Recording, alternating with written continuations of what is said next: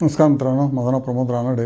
आता मी ज्याच्यावर व्हिडिओ करतो त्याचं नाव आहे PTC India. Okay, PTC India share promoted by government of India public sector undertaking जे का PGCIL वगैरे असल्या पॉवरच्या सेक्टरच्या लोकांनी प्रमोट केलेला आहे शेअर हा.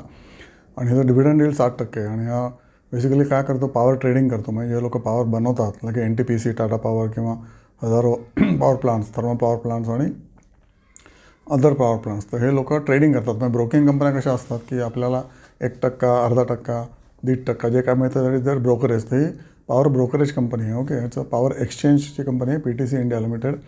आणि डिव्हिडंड येईल 60% आहे. आणि पीक ह्याचं होतं टिपिकली 240 वगैरे, आणि आता तो शेअर आहे प्रॉब्ली 170-160ला असावा, पण पडलेला शेअर आहे आता. त्यामुळे उत्तम कंपनी आहे.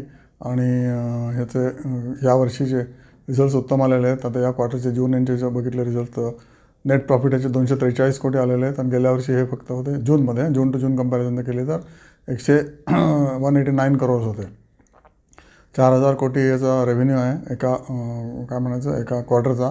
आणि गेल्या वर्षी जूनमध्ये याचा रेव्हेन्यू होता 4500. म्हणजे रेव्हेन्यू जास्त होता गेल्या वर्षी, तरी प्रॉफिट कमी होतं. यावेळेला रेव्हेन्यू कमी असून सुद्धा प्रॉफिट जास्त आले. म्हणजे इफिशियंटली कंपनी काम करते असं दिसतं याचं.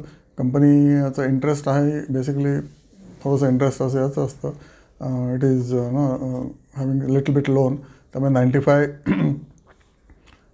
करोड याचं अदर इन्कम आहे, पण इंटरेस्ट पण 92 करोड याचं जातं आहे दर क्वार्टरला. त्यामुळे त्याच्यामध्ये इन्व्हेस्टमेंट असल्यामुळे अदर इन्कम आहे त्यांचं, आणि इंटरेस्ट आहे ते थोडं बहुत जे काय कर्ज घेतात त्याच्यावरचं इंटरेस्ट झालं. त्यामुळे नेट त्याचा इफेक्ट 0 आहे या क्वार्टरमध्ये. आणि ऑपरेटिंग कॅश उत्तम आहे. डेटर्स खूपच कमी आहे, लगेचच पैसे मिळतात त्यांना. पी/बाय सगळ्यात कमी आहे, पी/बाय फक्त 7.9 आहे. इक्विटी मात्र 300 कोटी आहे, जास्त इक्विटी. पण ROC आणि ROE 12%, 11% असं आहे. बुक व्हॅल्यू 196 आहे, आणि it is quoting at below book value.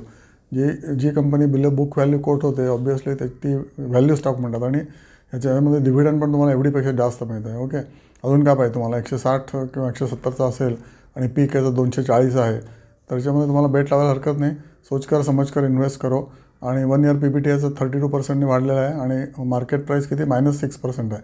बघा, एका वर्षात PBT म्हणजे प्रॉफिट बिफोर टॅक्स 32% वाढला आहे. आणि मार्केट व्हॅल्यू म्हणजे शेअर कितीने वाढला आहे, तर नाही पडला आहे तो. ओके, 16% पडला आहे किंवा 6% पडला आहे. तुम्ही बघा, तुम्हाला कळेल.